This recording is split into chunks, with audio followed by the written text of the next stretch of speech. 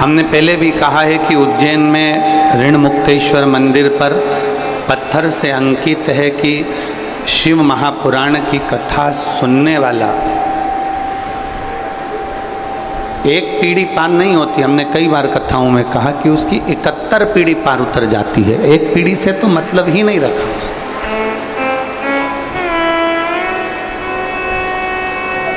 गुरु केवल शिष्य को पार लगा सकता है, और कोई भी गुरु होगा वो अपने शिष्य को पार लगाने का प्रयास करे।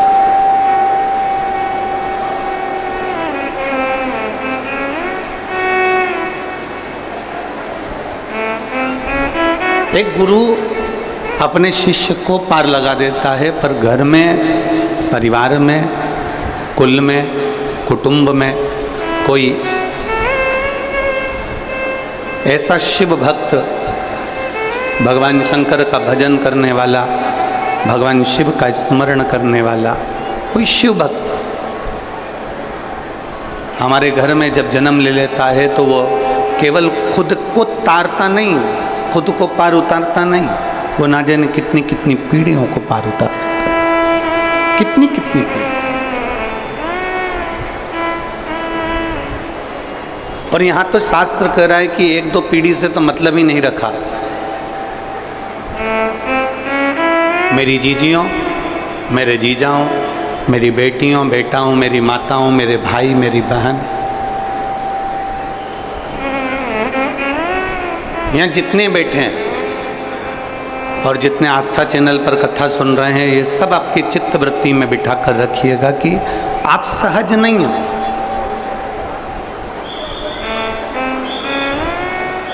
आप सहज नहीं हो। सारी कथाओं को सुनना सरल है, भागवत सुनना सरल है, रामायण सुनना सरल है, भागवत पढ़ना सरल है, रामायण पढ़ना सरल है, सारे पुराणों को पढ़ना सरल है, सारे पुराणों को सुनना सरल है, सारे पुराणों का मनन चिंतन करना सरल है। पर शिव महापुराण वेद व्यास जी खुद लिखते हैं, 18 पुराण में से एक पुराण शिव पुराण ऐसी है कि वेद व्यास जी लिखते हैं कि शंकर को कोई नहीं जान सकता, और शिव महापुराण को जानना बड़ा कठिन है, बहुत कठिन। कितने कितने जन्म,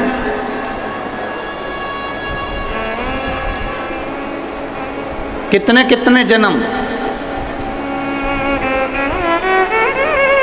और भाग्यशाली और भिलाई वाले और भाग्यशाली आस्था चैनल पर कथा सुनने वाले। सावन का जो महीना जिसमें आप कथा सुन रहे हो, सावन का ये महीना जिसमें आप कथा श्रवण कर रहे हो, सावन का ये महीना जिसमें आप भगवान शंकर की अविरल भक्ति को धारण कर रहे हो। सोमवार से सावन चालू हुआ और सोमवार के दिन सावन विराम होगा। ऐसा सावन 72 साल के बाद आया। 27 जुलाई 1953 में ऐसा सावन पड़ा था। कितनी तारीख को? जम के बोलो जरा। 27 जुलाई 1953 में ऐसा सावन पड़ा था, जो सावन सोमवार से चालू हुआ था और सावन सोमवार के दिन विराम हुआ था। 72 साल के बाद ऐसा सावन आया है जिसका योग आज है। 27 जुलाई 1953 में ऐसा सावन आया था। अब जरा किस्मत देखिए, आपका भाग्य देखिए रे छत्तीसगढ़ वालों, नजर उतर वाले ना आप, कि 72 साल बाद ऐसा सावन आया जो सोमवार से चालू हुआ, सोमवार को विराम हो रहा है। 27 जुलाई 1953 में ऐसा सावन आया था, और उसके बाद आज ये सावन 22 तारीख से चालू हुआ और 19 तारीख को विराम होगा, और उसमें भी सोमवार से चालू हुआ और सोमवार को विराम हो रहा है। ये शिव भक्ति है, ये अविरल भक्ति, ये भगवान शंकर की अविरल भक्ति है। आप और हमको प्राप्त हुई है, हमें मिली, और तेरी कृपा बिना ना हिले एक ही अणु लेते हैं श्वास तेरी कृपा से तनो तनो। बखान क्या करूं मैं राहों के ढेर का, चपटी बहुत में खजाना कुबेर का। हे गंगाधार मुक्ति द्वार ओंकार तू, भोले ओंकार तू। आयो शरण तिहारी शंभु तार तार तू। कहते हैं सोमवार से प्रारंभ होने वाला सावन और सोमवार के दिन विराम होने वाला सावन हमारे मनवांछित फल की प्राप्ति कराता है। मनवांछित फल। इसी ये जो सोमवार से सावन प्रारंभ होता है और सोमवार के दिन विराम होता है, इसी सावन में भगवान शिव ने अघोर अस्त्र धारण किया था। इसी सावन में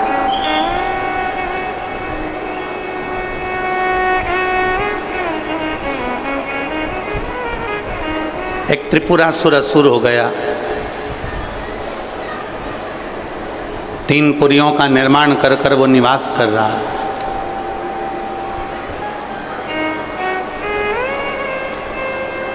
बड़ा विचित्र है वो।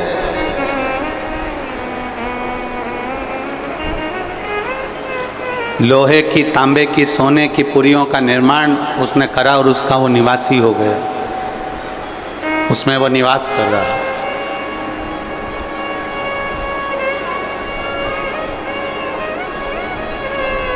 त्रिपुरासुर जैसे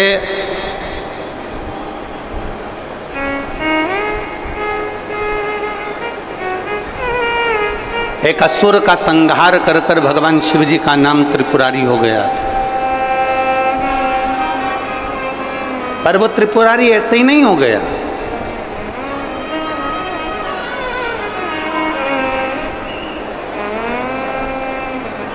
बहुत सावन आते हैं, सारे सावन आते हैं।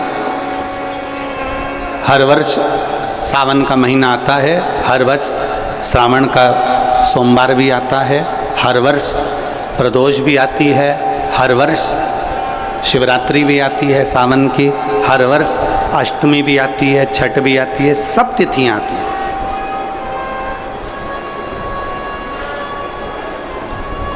ये सारी तिथियां हर साल आएंगी, हर साल प्राप्त होंगी। पर जो योग मेरे देवाधिदेव महादेव का लगा है सोमवार से प्रारंभ होकर सोमवार के विराम का, ये सावन बार बार नहीं आता। ये सावन इतनी जल्दी नहीं आता। जो 72 वर्ष के बाद 27 जुलाई से 1953 के बाद में आज योग लगा, जो 22 जुलाई 2024 में प्रारंभ हुआ। बहुत बहुत ना जाने कितने कितने कितना कितना साधना, तप, आराधना का फल इस सावन के महीने में प्राप्त हो जाता। ना जाने कितने कितने फल इस सावन के महीने में हमें प्राप्त हो जाता। ऐसे ही नाम नहीं पड़ गया।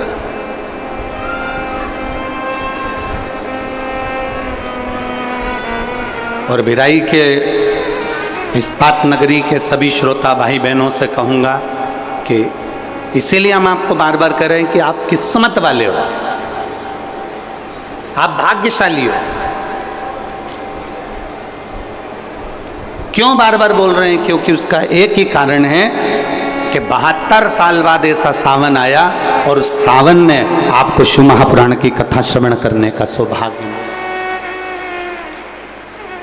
मैं श्री दया सिंह जी को और उनकी जो समिति है बोलबम सेवा कल्याण समिति,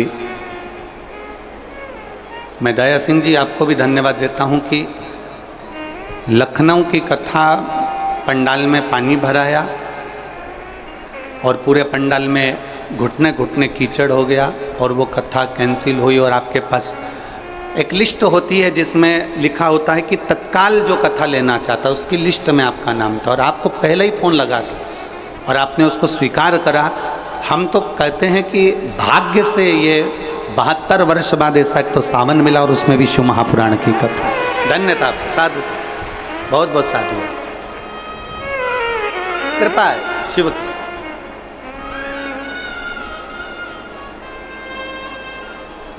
कई तर गए कैयानु तर जाना, बाबा जी था का नाम जपिया। ना जाने कितने पार उतर गए, कितने चले गए। हाँ, थोड़ा कष्ट भिलाई वालों तुमको जरूर होगा क्योंकि छाता लगा कर बैठना पड़ेगा, पंडालों में जगह नहीं है। थोड़ा कष्ट जरूर होगा कि दुकानों में कहीं बैठना पड़ सकता है, छाता लगा कर बैठना पड़ सकता है, कहीं गीले में बैठना पड़ सकता है, ये जरूर हो सकता है। पर 3 कथा छत्तीसगढ़ को मिली है।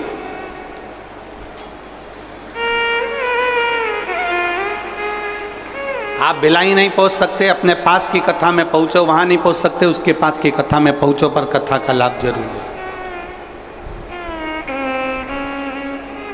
यही सावन का महीना, सोमवार से सोमवार तक का,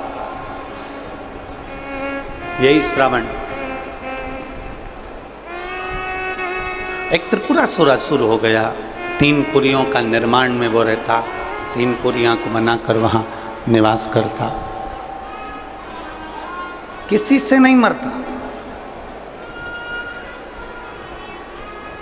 भगवान नारायण ने प्रयास करा कि इस त्रिपुरासुर का वध कर दूं, पर नहीं मरे। ब्रह्मदेव ने विचार करा कि इस त्रिपुरासुर का वध कर दूं, नहीं मरे। आखिरी में खबर गई भगवान देवादिदेव महादेव के पास, भगवान शिव जी के पास। भगवान देवादिदेव महादेव, मेरे महाकाल राजा, मेरे कालाधिपति, मेरे ओमकारेश्वर, मेरे विश्वनाथ, मेरे परली वेदनाथ, मेरे वेद्यनाथ, ओगरदानी, मेरे केदारेश्वर, भगवान शिव विराजमान थे, नेत्रबंद थे भगवान शिव के। और सबने, सारे देवताओं ने जाकर भगवान शिव से विनय करी, निवेदन कर, भगवान देवादिदेव महादेव से निवेदन कर। और जब भगवान शंकर से निवेदन किया, भगवान शिव से विनती करी, भगवान शंकर से बारंबार जब प्रार्थना करिए, भगवान शिव से बार बार विनय किया गया, तब भगवान शंकर ने नेत्र खोले और भगवान शिव नेत्र खोलकर पूछे, ऐसा क्या हो गया जो आपको आना? ये 33 कोटि देवता, ये सारे देव आज मेरे पास में, कारण क्या बन गया? कौन सा कारण? यदि आपसे कोई पूछे कि भगवान शंकर के गले में बासुकी नाग आया, भगवान शंकर के हाथ में त्रिशूल आया, भगवान शंकर के मस्तक पर गंगा आई, भगवान शंकर के मस्तक पर त्रिपुंड आया, भगवान शंकर के नेत्र 2 थे 3 हुए, त्रिनेत्रीधारी कहलाए, त्रिपुंडधारी कहलाए, भगवान शंकर के पास बेलपत्र आई, कोई तुमसे कहे कि शिवजी के गले में रुद्राक्ष आया, भगवान देवादिदेव महादेव के पास रुद्राक्ष आया, कोई तुमसे पूछ ले कि यह रुद्राक्ष का प्रागट्य कब का है, रुद्राक्ष का जन्म कब हुआ,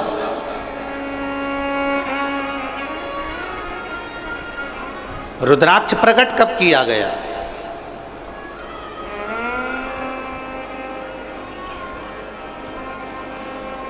अब जरा बहुत हमसे भी कई लोग पूछते हैं, जितने लोग संसार के प्रश्न उठाते हैं कि रुद्राक्ष में ऐसा क्या है, रुद्राक्ष में ऐसा क्या हो जाता है कि रुद्राक्ष का जल अमृत के तुल्य हो जाता है और कैंसर जैसा रोग भी समाप्त हो जाता है। रुद्राक्ष के जल में ऐसा क्या है?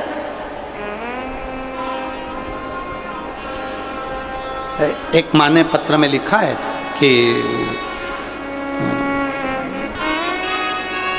मैं बबली कोरी भिलाई निवासी हूँ। मेरी बहू ललिता कोरी, आयु जिसकी 33 वर्ष है। कहीं बैठी हैं क्या? बबली कोरी भिलाई निवासी हूँ, कहीं बैठी हो तो हाथ हिला सकते हैं। मैं बबली कोरी भिलाई निवासी, मेरी बहू ललिता कोरी, आयु 33 वर्ष है। कहीं बैठी हो तो हाथ हिला सकते हैं। दिख गई क्या? आ जाओ, एक बेलपत्र ले जाना बहू के लिए, आ जाइए। मेरी बहू जिसका 33 वर्ष की आयु है, जिसकी 3 बेटियां हैं, और मेरी बहू को सबसे छोटी बेटी होने के बाद उसके पेट में दर्द होने लगा। डॉक्टर को दिखाया, सभी टेस्ट हुआ तो पता चला कि सूजन है। पर बेटी मेरी बहू का पेट दर्द बंद नहीं हुआ। तब हमने दूसरे हॉस्पिटल में उसको दिखाया। दिखाने पर सीटी स्कैन करवाया, एक्सरे करवाए, ब्लड की जांच हुई, सोनोग्राफी हुई, और फिर लेप्रोस्कोपी टेस्ट से पता चला कि उसके लीवर में कैंसर हो गया है। जब लीवर में कैंसर हो गया, उन्होंने एम्स हॉस्पिटल रायपुर रेफर कर दिया, लेकिन मेरी बहू को सीरियस कंडीशन हो गई और वो ठीक नहीं हो पाई। धीरे धीरे धीरे धीरे उसका स्वास्थ्य और खराब होता चला गया। उसको डॉक्टर ने फिर बता दिया एम्स में कि इसको लास्ट स्टेज का कैंसर है। अपनी 3 बेटियों को घर में रखकर दादा के पास में बेटियों को छोड़, बेटी शरीर ठीक नहीं, लास्ट स्टेज का कैंसर, जिसका मैं फोटो भी लगा रही हूं। फोटो का आप लेडी पर देख सकते हैं, जिसका मैं फोटो लगा रही हूं। लास्ट स्टेज का कैंसर डॉक्टर बता दिए। तब हमने डॉक्टर से पूछा कि इसका हल क्या है। डॉक्टर ने कहा इसका कोई हल नहीं है और 4th स्टेज का कैंसर है, मतलब ये शरीर अब रहने वाला नहीं। तब हमने डॉक्टर से कहा आप अपना काम करो, अब हम भोलेनाथ पर आश्रित होंगे। और हम क्या वर्णन करें गुरुदेव, सीहोर से रुद्राक्ष बुलवाया, जिसको पानी में गलाते। बुधवार की अष्टमी का हमने प्रयोग करा और एक बेलपत्र ले जाकर अपनी बहू के पलंग पर रख देते, रुद्राक्ष का पानी उसके होठों पर लगा देते। बुधवार की अष्टमी का प्रयोग हमने करना प्रारंभ करा और मैं बाबा को धन्यवाद देती हूँ। आज मेरी बहू ठीक है और अपने घर पर है। मैं बाबा को धन्यवाद देने के लिए आई, एक शिव तत्व के प्रति।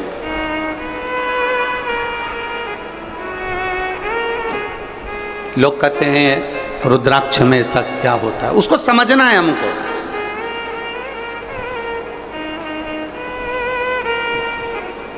उसको हमें जानना है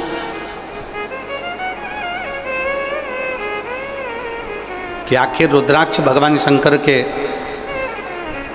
करीब में रहने वाला शिव का एक अंश रुद्राक्ष इतना बलवान क्यों होता है। वो रुद्राक्ष इतना बलवान क्यों है, उस रुद्राक्ष में इतना बल कैसे आ जाता है,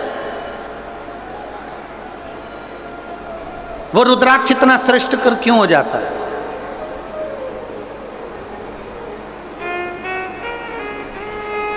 और फिर निवेदन है, इस बहन ने लिखा डॉक्टर अपना काम करते रहे और हम शिव की स्तुति करते रहे। आखिरी तो वही है ना। और फिर कहेंगे डॉक्टर शंकर का एक रूप होते हैं। हमने अपनी व्यासपीठ से बार बार ये बात कही है, डॉक्टर शिव का एक रूप है। आपको अगर तकलीफ होती है तो सबसे पहले डॉक्टर के पास जाइए, शिव रूपी डॉक्टर आपको बता दे कि आपको ये तकलीफ है, फिर जो दवाई दे उस दवाई को, कौन से महादेव का नाम लेना है, जम के बोलो जरा, कुंदकेश्वर महादेव का नाम लीजिए और उस दवाई को कुंदकेश्वर महादेव के नाम से खाना प्रारंभ करिए। मेरा देव अधिदेव महादेव तुम्हारे को ठीक करना प्रारंभ कर देगा। डॉक्टर भी शिव का एक रूप। शरीर में जब कष्ट है, शरीर में जब तकलीफ है, तो सबसे पहले अपने प्राथमिक उपचार केंद्र में जाइए, डॉक्टर के पास जाइए। डॉक्टर के पास पहुंचकर फिर वो जो जांचे बोले जांच करा, वो जो जैसा बोले वैसा करो, पर साथ में शंकर का विश्वास अटल कर बैठो, साथ में शिव पर भरोसा प्रबल करो। एक प्रबल भरोसा आपके भीतर हो, एक प्रबल।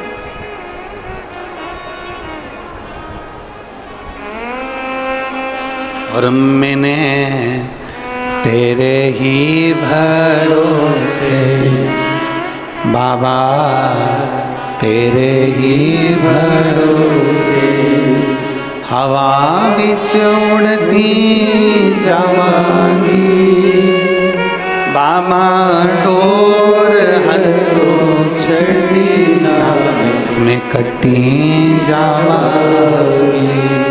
भोले मैं तेरी भक्त, शंभो मैं तेरी भक्त, हवा बिच उड़ती जावांगी बामा, डोर हथों छड़ी ना मैं कटी जावांगी। शिव कथा कर रहे, भगवान शंकर का संवाद कर रहे। उस रुद्राक्ष में इतना बल कैसे आ जाता है? उस रुद्राक्ष में इतना बल, उस रुद्राक्ष में इतनी आनंद था, उस रुद्राक्ष में इतनी औषधि कैसे आ जाती? कैसे?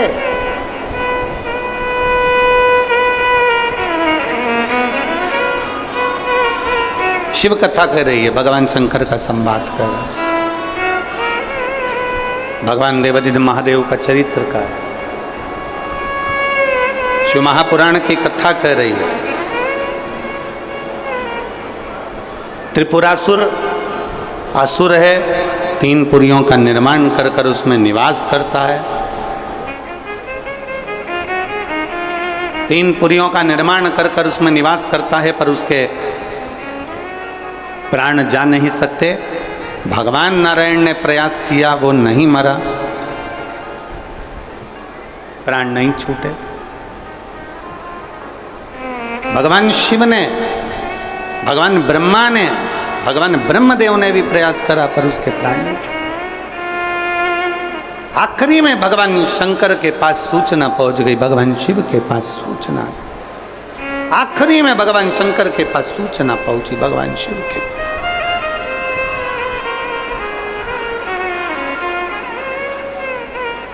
और सब देवताओं ने भगवान शिव की स्तुति करी, भगवान शंकर की, कि ब्रह्म मुरारी सुरार्चित लिंगम निर्मल भाषित शोभित लिंगम।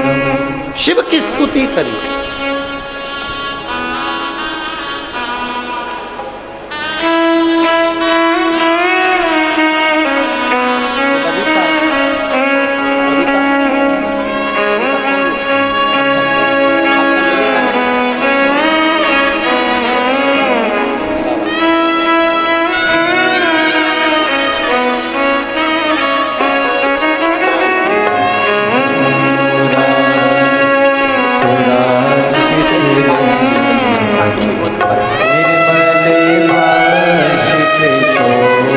यही बेटी है ललिता, बबीता कोरी इनकी सास है, और ये ललिता कोरी 33 वर्ष की आयु।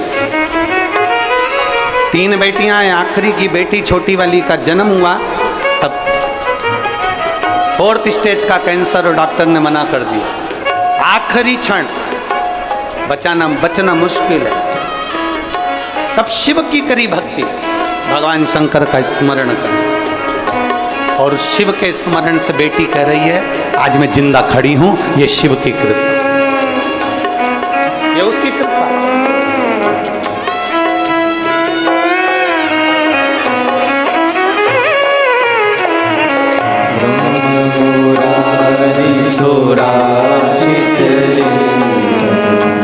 निर्मल भाषित शोभित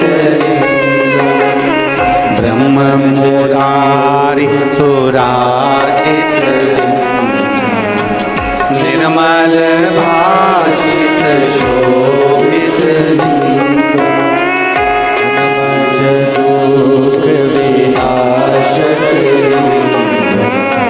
तत्प्रणमामि सदा शिवलिंगम् ब्रह्म मुरारी सुराजित निर्मल भाषित शिवलिंगम्। सब देवता भगवान शिव की स्तुति कर रहे हैं। हे शिव, हे शंकर, हे करुणा सागर। ये त्रिपुरासुर है, इस त्रिपुरासुर का वध करना है और वो आपके सिवा कोई नहीं कर सकता। आप आइए सम्मुख में इसका वध करें।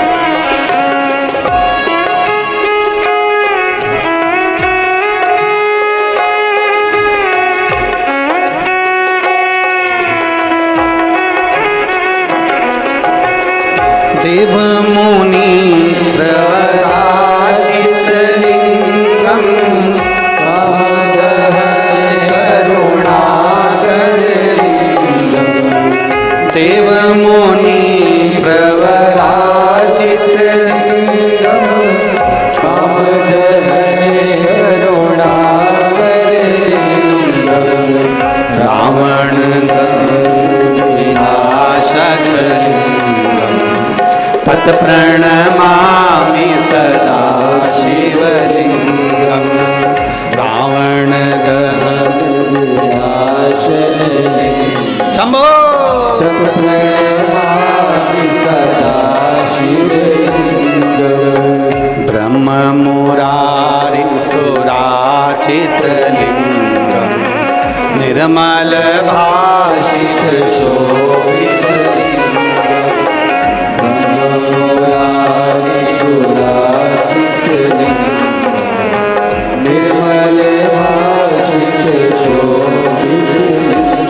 भगवान शिव नेत्र बंद करें। देवता स्तुति कर रहे, सब और हाहाकार मच रहा। तब देवर्षि नारद बोले शिव को प्रसन्न होना ही पड़ेगा, आप चिंता ना करें, पुकारो शंकर को।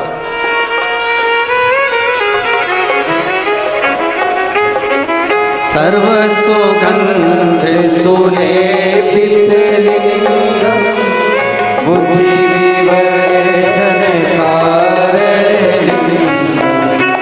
सर्व सुगंध सुलेपित लिंगम बुद्धि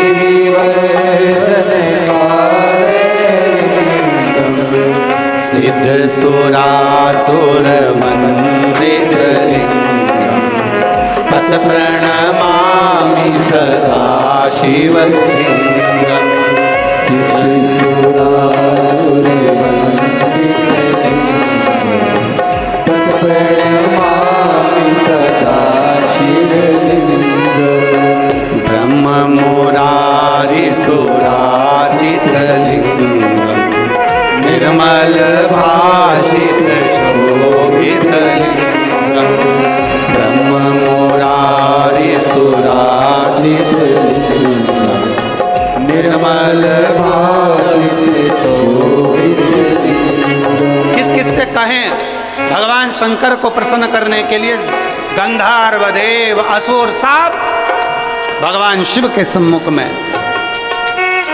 एक असुर को, त्रिपुरासुर को मारना, एक असुर त्रिपुरासुर का संहार नारायण नहीं करेंगे, ब्रह्मा नहीं करेंगे, इंद्र के बस की बात नहीं है, करेंगे तो देव अधिदेव महादेव कोई नहीं। कनक महामणि भूषित लिंगम फणिपति वेशित शोभित लिंगम कनक महामणि भूषित लिंगम फणिपति वेशित शोभित लिंगम दक्ष सुयज्ञ विनाश तत्प्रणमा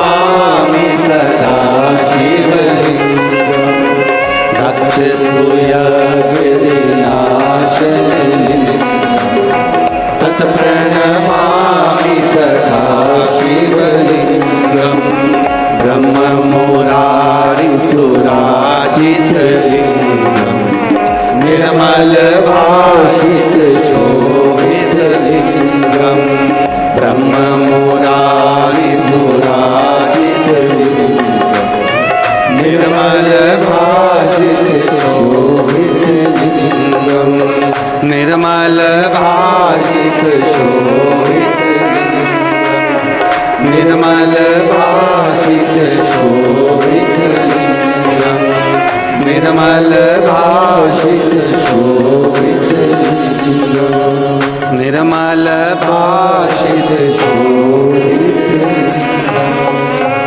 भगवान शिव से कह रहे हैं शंकर प्रकट, शिव प्रकट हो। भगवान शंकर नेत्र खोले, भगवान शिव ने अपने नेत्र खोले।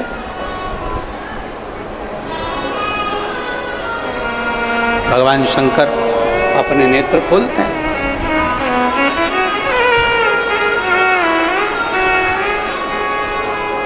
क्या चाहते हो प्रभु?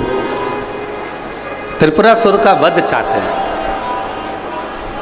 शिवजी ने कहा त्रिपुरासुर को मारने के लिए तो मुझे भी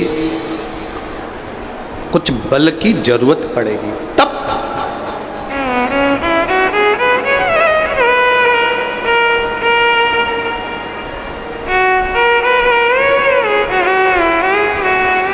दुनिया का सबसे बड़ा तप कौन सा है? जम के बोलो जल्दी से। दुनिया का सबसे बड़ा तप और दुनिया का सबसे बड़ा आभूषण मौन रहना, ये दुनिया का सबसे बड़ा तप और सबसे बड़ा आभूषण है। चुप रहना दुनिया का सबसे बड़ा आभूषण है, मौन रहना, और दुनिया का सबसे बड़ा तप है चुप रहना, मौन रहना, एकदम स्तब्ध रहना। पर महाराज हम खाए बिना रह जाएं पर बोले बिना नहीं रह सकते, कैसे रह सकते? पर दुनिया का सबसे बड़ा आभूषण है चुप रहो, मौन रहो। जिस दिन तुम्हारा व्रत है उस दिन थोड़ी साधना करिए, थोड़ा चुप रहिए, मौन रहो, उपास करो ना करो, खाओ ना खाओ, पर निवेदन है कि अपने वाणी को कुछ शांति दीजिए। कलम, कलम जानते हो? अरे बोलो तो जम के, जानते हो? कलम, कटार और जुबान ये काटती बहुत है। क्या क्या चीज काटती है? जम के बोलो जरा। कलम, कटार और जुबान ये काटती बहुत है। कलम भी कब क्या काट दे, कलम अपनी कलम से लिखते लिखते कब किसके दिल को दुखा दे या किसके दिल को प्रसन्न कर दे, ये कलम भी काटने का काम कर देती है और कटार भी काटने का काम कर देती है और जुबान भी काटने का काम कर देती है। इसलिए शिव पुराण कहती है अगर भगवान ने आपको कलम चलाने की कला दी है ना, मेरे देव अधिदेव महादेव ने आपके बुद्धि विवेक दिया है, मेरे देव अधिदेव महादेव ने आपको अगर आशीर्वाद दिया है और आपके हाथ में कलम पकड़ाई है ना, तो प्रयास करना इस कलम से किसी की बुराई ना लिखी जाए, इस कलम से अच्छाई ही लिखी जाए। काटे ना कलम।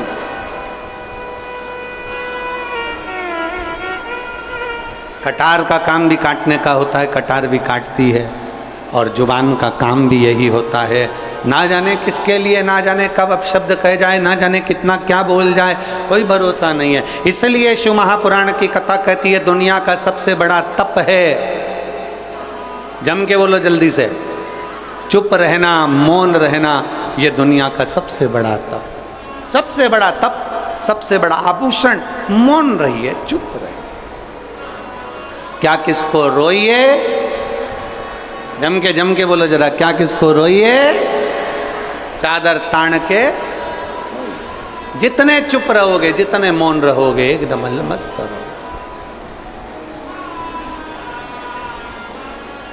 और शंभु शरणे पड़ी, मांगू घड़ी रे घड़ी, दुख काटो दया करीने दर्शन आपो, दया करीने दर्शन।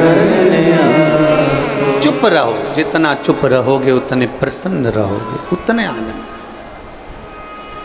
गड़बड़ी कहाँ होती है? बोलने में।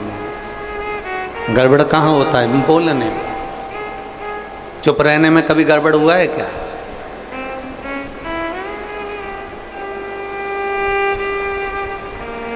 बोलते ही नहीं।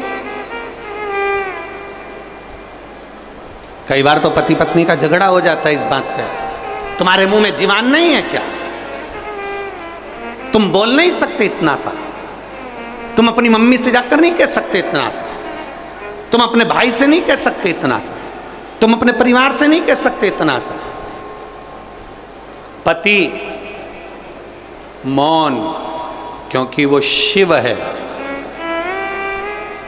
और तुम जगदम्बा,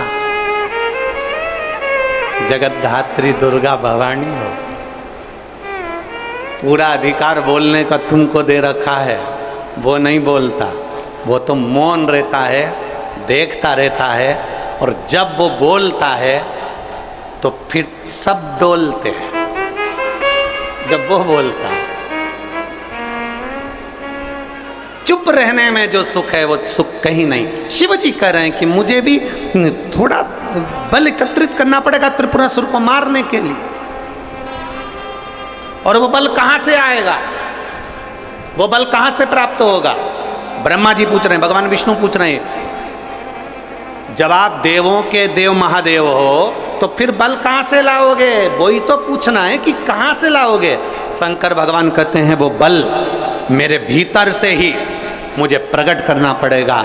एक मंत्र में प्रकट करूंगा, एक अस्त्र प्रकट करूंगा जिसका नाम अघोर अस्त्र होगा, और वो अस्त्र के द्वारा त्रिपुरासुर मारा जाए। अघोर अस्त्र। हाँ, ब्रह्मा जी ने तुरंत भगवान शिव जी की ओर प्रणाम कर कर कहा, ये अस्त्र तो बड़ा कठिन अस्त्र है प्रभु, यह अघोर अस्त्र तो बड़ा कठिन है। दुनिया का ऐसा कौन सा कार्य है जो अघोर अस्त्र से नहीं हो सकता? ये तो बड़ा कठिन है, बहुत कठिन। ये कैसे हो सकता है? भगवान शंकर कहने लगे, आप चिंता मत करो, इसको प्राप्त करने के लिए मैं देखता हूं। शिव जी अभी तक जितना तप करे थे वो नेत्र बंद कर कर करे थे, आज शंकर भगवान ने अपना नेत्र खोल लिया, और शिव जी ने अपना नेत्र खोलकर खुली आंखों से शंकर भगवान ने तप करना प्रारंभ करा। खुले आंखों से, खुले नेत्रों से। अब कई लोग कह देते हैं, हमारे सामने कई प्रश्न आते हैं, ऐसा नहीं कि प्रश्न नहीं आते। कई लोग कह देते हैं, गुरुजी हमने सुना है कि कई लोग कहते हैं भगवान के मंदिर में जाओ तो थोड़ी देर आंख बंद करके बैठो, भगवान की साधना करने बैठो तो आंख बंद करके बैठो, भगवान से प्रार्थना करने बैठो तो आंख बंद करके बैठो। शंकर जी का कथा कर रही है, मेरे शंकर भगवान खुले नेत्रों से तप साधना में लीन होते हैं, और अघोर शस्त्र को प्राप्त करने के लिए शिव लग जाते हैं। ऐसा जरूरी नहीं है कि तुम नेत्र बंद करके बैठोगे तो भगवान मिलेगा, ऐसा जरूरी नहीं है कि तुम आंख बंद करके बैठोगे तो परमात्मा मिलेगा। ऐसा जरूरी नहीं है कि मंदिर में तुम नेत्र बंद करके बैठोगे तो भगवान मिलेगा। ऐसा जरूरी नहीं है कि किसी नदी के तट पर नेत्र बंद करके बैठोगे तो भगवान मिलेगा। ऐसा जरूरी नहीं है कि किसी तीर्थ में जाकर आंख बंद करके बैठ जाओगे तो भगवान मिलेगा। शिव महापुराण की कथा कहती है आपकी आंखें भले खुली रहे पर इन नेत्रों से कुछ गलत ना हो जाए, उसका स्मरण ध्यान रखिए। नेत्र क्यों बंद करते हैं? तब करते समय, साधना करते समय नेत्र क्यों बंद कर सकते हैं? क्योंकि इसलिए बंद करते हैं कि फालतू की चीजें ना दिखे। तो अपने मन पर संयम करो ना, अपनी इंद्रियों पर संयम करो। 5 कर्मेंद्री, 5 ज्ञानेंद्री और एक मन रूपी इंद्री को साधो ना, तो नेत्र से कभी गलत दिखेगा ही नहीं। आप अपनी इंद्रियों को नहीं साधोगे तो गलत नजर आएगा। इंद्रियां अगर साध ली तो तुम्हारे नेत्रों से कभी गलत नहीं दिखेगा।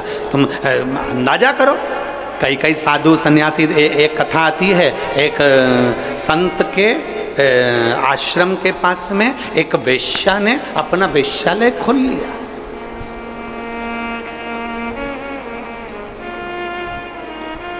संत के आश्रम के पास एक वेश्या ने वेश्यालय खोला।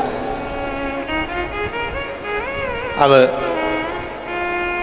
वेश्या के यहाँ सब लोग जाने लगे, बहुत सारे लोग उसका नृत्य देखने के लिए, उसको देखने के लिए। बड़ी सुंदर भी थी, बड़े आनंद से जो आता था उसका सम्मान भी करती थी, बहुत आदर करती थी।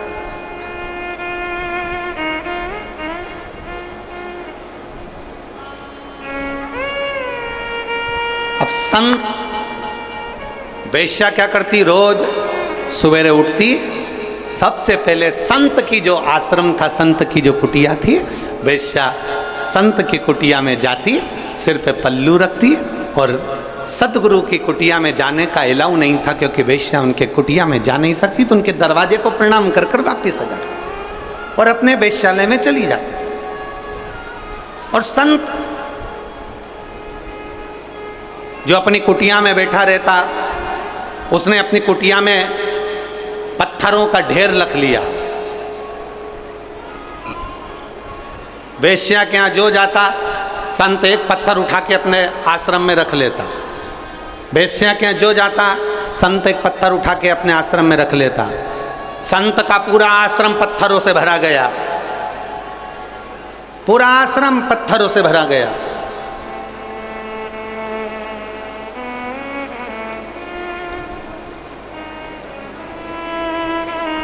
आखिरी में,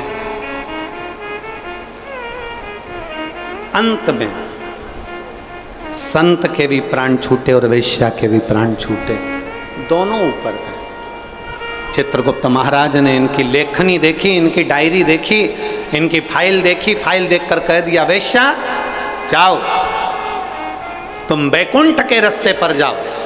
और संत को देखकर कह दिया कि तुम नरक का द्वार पकड़। संत कहने लगे, मैं साधु, मैं सन्यासी, मैं तपस्वी, मैं साधक, मैं उपासक, मैं इतना बड़ा संत, और तुम मुझे नरक भेज रहा? मैं इतना बड़ा साधना करने वाला, मैं मस्तक पर कहीं चंदन लगा लेता, कहीं जटा जूड़ बांध लेता, कहीं दाढ़ी बढ़ा लेता, कहीं ये कर लेता, कहीं वो कर लेता, मैंने इतना सारा वस्त्र बदल कर रखा तो तुम मुझे नरक भेज रहे हो? मैंने गले में माला पहन कर रखी तो तुम मुझे नरक भेज रहे हो? मैंने इतनी साधना करी तो तुम मुझे नरक में भेज रहे हो? चित्रगुप्त महाराज ने कहा, यह वेश्या तुम्हें संत समझ के तुम्हें प्रणाम कर कर आती थी, तब अपना वेश्यालय में कार्य करती थी। और संत, तुझे भगवान ने ये दृष्टि दी थी एकाग्र करने के लिए, शिव में लगाने के लिए, पर तू वेश्या के घर में जितने पुरुष जाते थे तो उतना पत्थर इकट्ठा कर लेता था कि गजब की वेश्या है, 3 लोग आ गए, 4 लोग आ गए, 5 लोग आ गए, 6 लोग आ गए, तो दिन भर बैठकर केवल पुरुष गिनता था वेश्या के घर के। अरे तुझे गिनना ही था तो अपने हाथ की माला गिनता, पर किसी की बुराई ना गिनता। तूने बुराई गिनी इसलिए तुझे नरक मिल गया, तूने बुराई गिनी है। हमें ये शरीर काहे के लिए मिला? अच्छाई देखने के लिए। हमारे यहाँ लोग कहते हैं, महाराज जी, हमारे एक महाराज जी हैं, वो कहते थे कि आंख बंद करके तप करो, आंख बंद करके भजन करो, आंख बंद करके साधना करो। शिव महापुराण की कथा कथी है, त्रिपुरासुर असुर को मारने के लिए शंकर भगवान ने नेत्र बंद नहीं करा, नेत्र खोला है। खुली आंखों से मेरे शंकर भगवान ने तप साधना करी है, और भगवान ने प्रेरणा शंकर भगवान ने अपने शिव भक्तों को दी है कि तुम्हें आंख बंद करने की जरूरत नहीं है, केवल अपनी इंद्रियों को साध लेना और अपने नेत्रों से गलत चीज ना देखते हुए अच्छा देखना, मैं मिल जाऊंगा तुमको, मैं तुम्हें प्राप्त हो जाऊंगा। नेत्र बंद करने की जरूरत किसको है? नेत्र बंद करके साधना करने की जरूरत उसको है जिसकी इंद्रियां काम नहीं कर रही, जिसकी इंद्रियां शिथिल हो गई। कभी मन यहाँ भटकता है, कभी वहां भटकता है, कभी इसकी बुराई देखते हो, कभी उसकी बुराई देखते हो, कभी इसमें बुराई देखते हो, कभी उसमें बुराई देखते हो। दिन भर 24 घंटे बैठकर तुम एक दूसरे की बुराई देखने में लगे रहते हो, हाथ में माला पकड़ते हो, मुख में राम नाम लेते हो, पर नेत्रों से गलत देखते रहते हो, 24 घंटे बुराई देखते हो, तो तुम्हारी तप साधना का तुम्हें फल नहीं मिलेगा। भगवान शिव की कथा कहती है नेत्र खुले भले रखो पर अपनी इंद्रियों को साध कर रखो, नेत्र खुले भले रखो पर अपनी इंद्रियों को पकड़ कर रखो, नेत्र खुले भले रखो पर इन नेत्रों से गलत चीज ना देखी जाए, जिसमें देखना अच्छाई देखना। भाई कोई अगर आधा गिलास पानी लेकर आया है ना, तो वो आधा गिलास पानी अगर लाया है तो खाली गिलास मत देखो, उसका दिल देखो, कम से कम तेरे लिए आधा भरकर तो लाया है, उसका भरा हुआ गिलास देखिए, आपको सुख का अनुभव होगा। एक चरित्र आता है, एक व्यक्ति निकल रहा था, कोयल की आवाज सुनी, सुनकर कहा कोयल कितना मीठा बोलती है, पर काली ना होती तो कितना अच्छा होता। आगे गया, गुलाब का फूल देखा, गुलाब का फूल कितना सुंदर है, कांटे नहीं होते तो कितना अच्छा होता। और आगे गया, समुद्र देखा, समुद्र कितना विशाल है, जल कितना अच्छा है, पर खारा नहीं होता तो कितना अच्छा होता। कोयल, गुलाब का फूल और समुद्र तीनों ने मिलकर कहा, रे मनुष्य, तुझ में दूसरे की बुराई देखने की आदत नहीं होती तो तू कितना अच्छा होता, तूने जिंदगी भर केवल बुराई देखी। कोयल में बुराई देखी, मीठा बोल रही है वो नहीं देखा, कोयल काली दिख गई। गुलाब का फूल सुंदर है वो नहीं दिखा, कांटे दिख गए। समुद्र अच्छा है वो नहीं दिखा, पर समुद्र का जल खारा दिख गया। हमने जिंदगी भर केवल बुराइयां ढूंढी है, केवल बुराइयां, कभी इसमें ढूंढते, कभी उसमें ढूंढते, कभी उसमें ढूंढते। जरा अपने अंदर झांक कर देखो कि हमारे भीतर कितनी बुराई भरी होगी। हम एक उंगली किसी पर उठाते हैं तो ये 3 उंगली हमारी ओर जाती है, कि तुम अपने अंदर झांक कर देखो, उसमें एक गलती है, तुम में 3 गलतियां भरी पड़ी है। वो गलती हमारे भीतर की, हमें झांकना।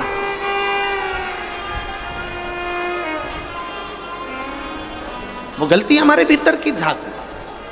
शिव जी कह रहे मैं खुली आंखों से तप करूंगा, नेत्र खोल लिए।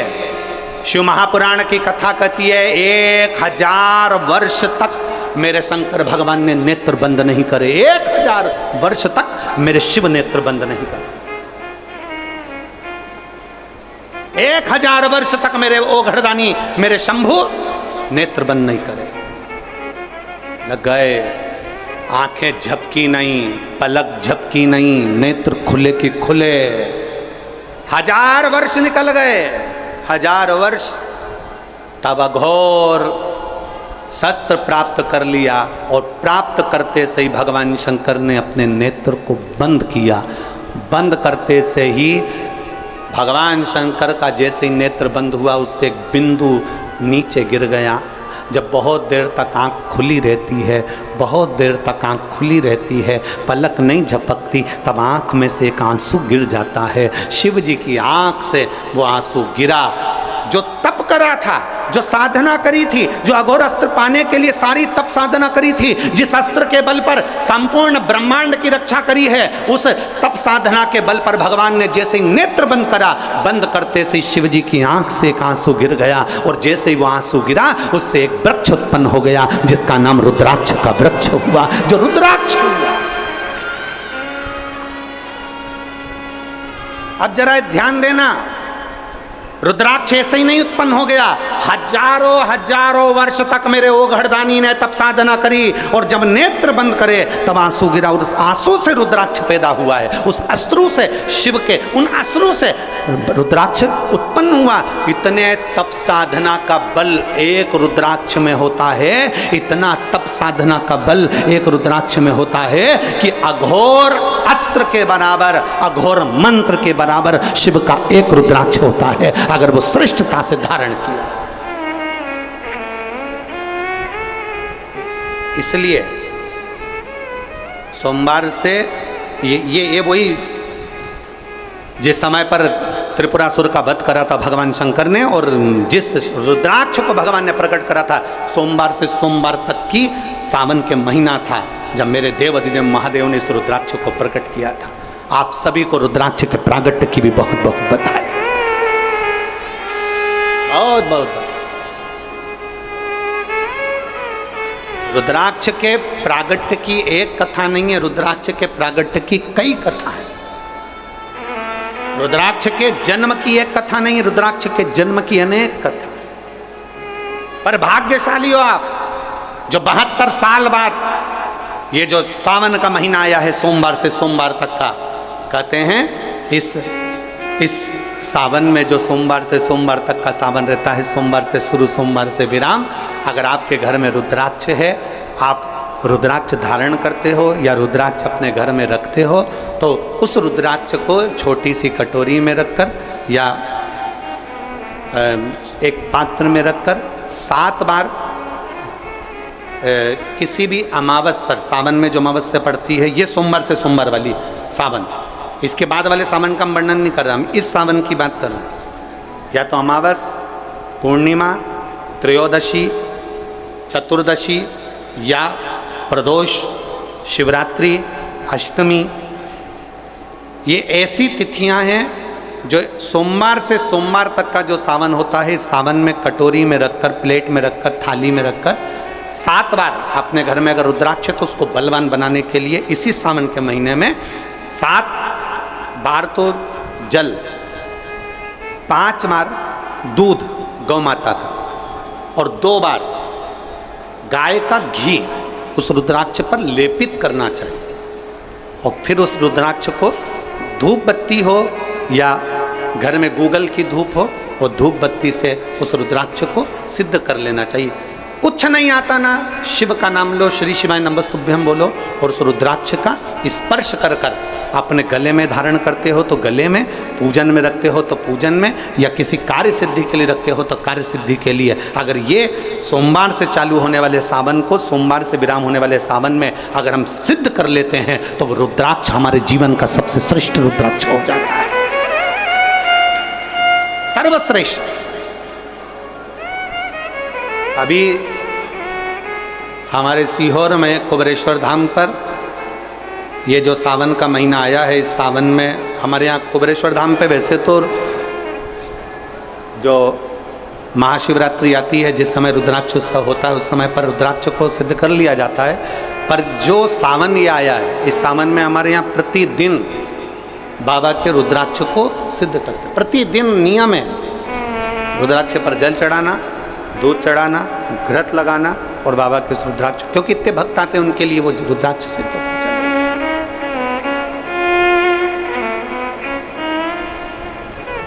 इसी सावन में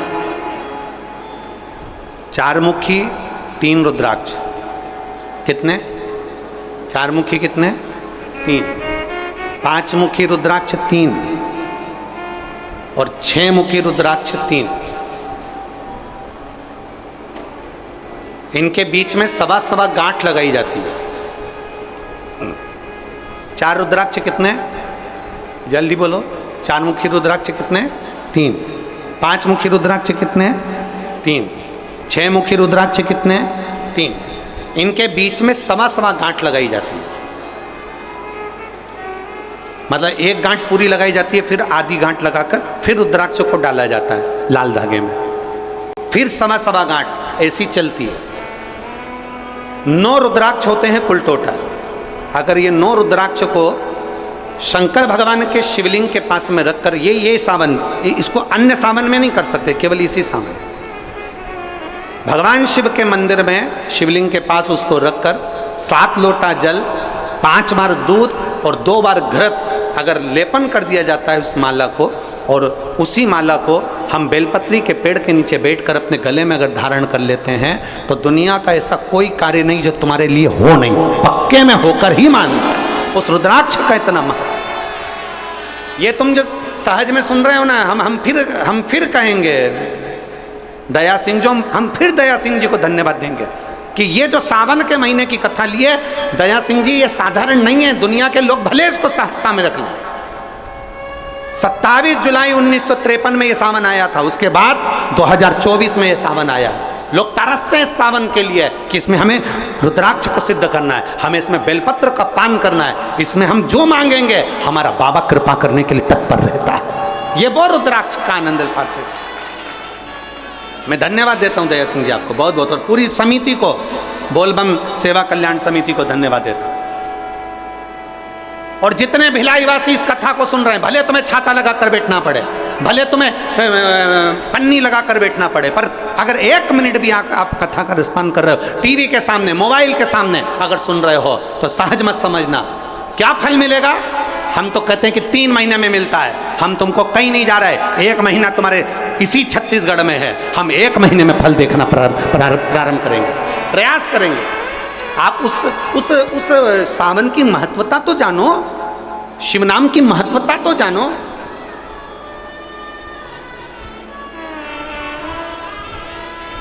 इतने बैठे हो भगवान से अपने दिल की बात, हृदय से, भाव से शिव को कहा, हृदय से।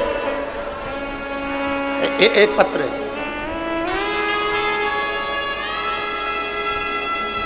मैं इंदु सारथी, पति पूरन सारथी, मैं धर सीमा जिला रायपुर के रहने वाली हूँ। कहीं बैठी हो तो हाथ हिला सकती हूँ। मैं धर सीमा रायपुर की रहने वाली हूँ, मेरा मोबाइल नंबर ये है, कहीं बैठी हो तो हाथ हिला सकती हूँ। मेरी शादी को 13 साल हो गए थे और मेरे घर में कोई संतान नहीं थी। बाबा, मैंने पहली कथा पंडाल में बैठकर सुनी, पर मेरे यहाँ संतान का सुख नहीं आया। दूसरी कथा मैंने तिल्दा नेवरा में सुनी, फिर मैंने विचार कर लिया कि दूसरी कथा सुन रही हूँ बाबा, अब तुझे देना ही पड़ेगा। और पशुपतिनाथ का व्रत मैंने उसी दिन तिल्दा नेवरा की कथा से प्रारंभ कर दिया। और बाबा का मैं क्या गुणगान करूं गुरुदेव। आप कहते हो शिव पर भरोसा करना 3 महीने में सुनता है। मैं कहती हूँ मेरे बाबा 3 महीने तो जाने दो, 3 सप्ताह में मेरे बाबा ने सुन लिया। और 14 जुलाई 2024 को मेरे घर में पुत्र रत्न की प्राप्ति 13 साल के बाद हुई।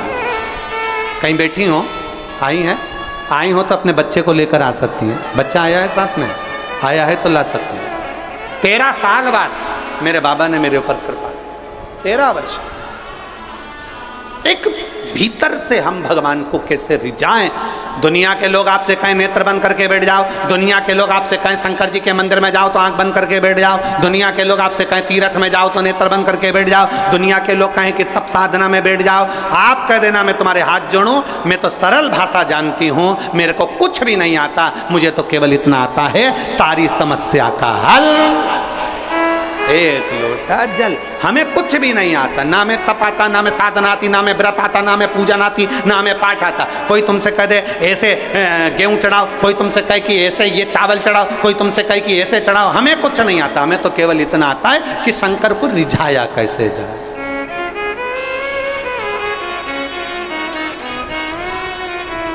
हम भगवान शिव को किस तरह से रिझा सकते।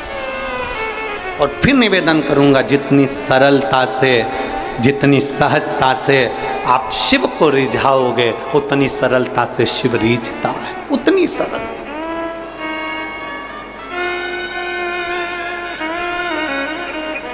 आप जितने भाव से भगवान शंकर को रिझाने का प्रयास करोगे, वो उतने भाव से रिझेगा, उतने भाव।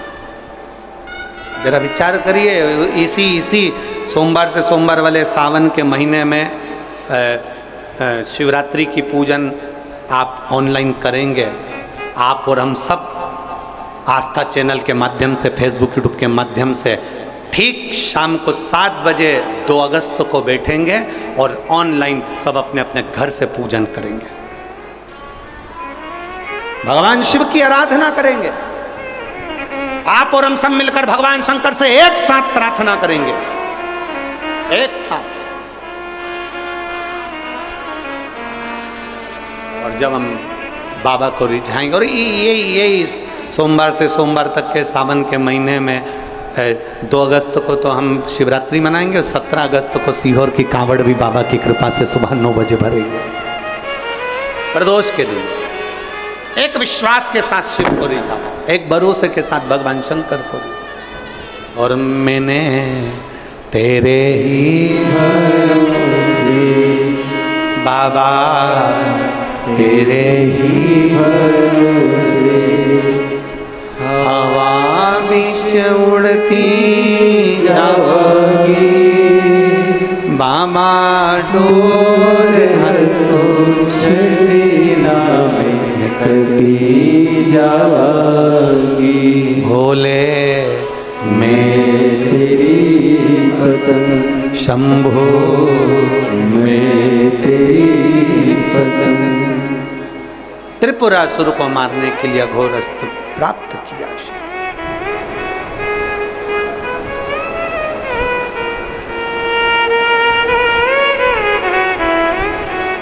एक रुद्राक्ष में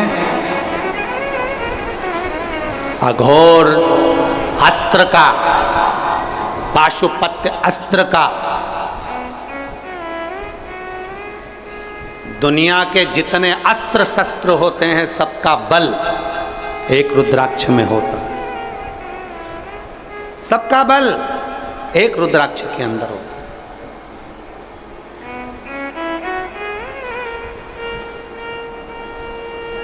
कई जगह पर रुद्राक्ष पर रिसर्च किया जा रहा है। वो दो कंपनी का नाम तो हमको स्मरण में था, मुंबई की, और एक दो कंपनी काशी की हमारे स्मरण में, पर नाम याद नहीं आ रहा। कई जगह पर रुद्राक्ष पर रिसर्च चल रहा है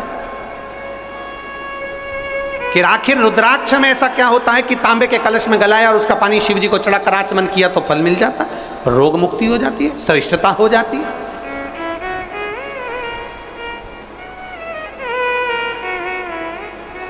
उस रुद्राक्ष में ये सब बल क्या आया? हम कहते हैं ये साधारण नहीं है। मेरे शंकर भगवान ने जितनी तप साधना करी थी, तप साधना कर कर अघोरस्त्र को प्राप्त करा था, उसी तप साधना के फल स्वरूप, उसी तप साधना के फल स्वरूप ये रुद्राक्ष उत्पन्न हुआ।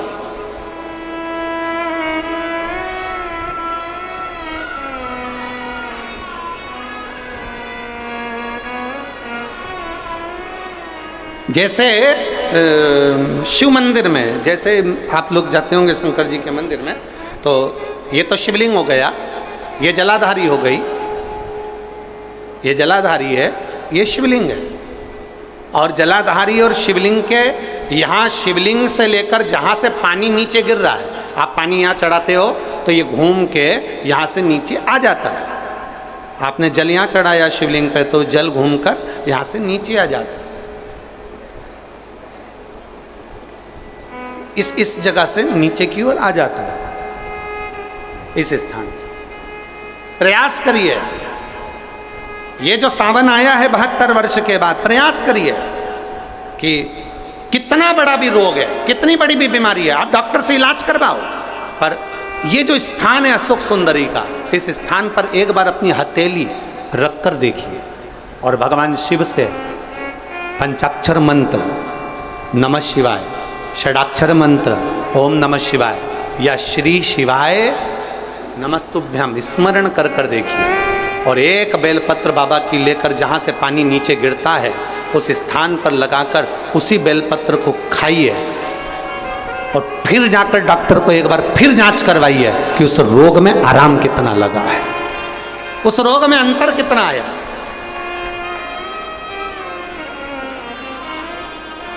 वो सहजता नहीं महाराज, वो शिव है, शिव ओघड़दानी है महाराज, ओघड़दानी।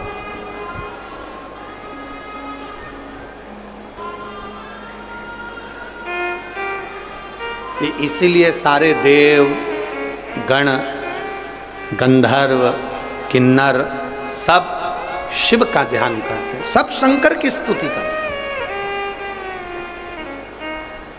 देव हो, गंधर्व हो, अप्सराएं हो, किन्नर हो, मानव हो, सब शिव की स्तुति करते हैं। वो कहते हैं ना, देव मुनि भगवान शिव की स्तुति, भगवान शंकर की स्तुति सब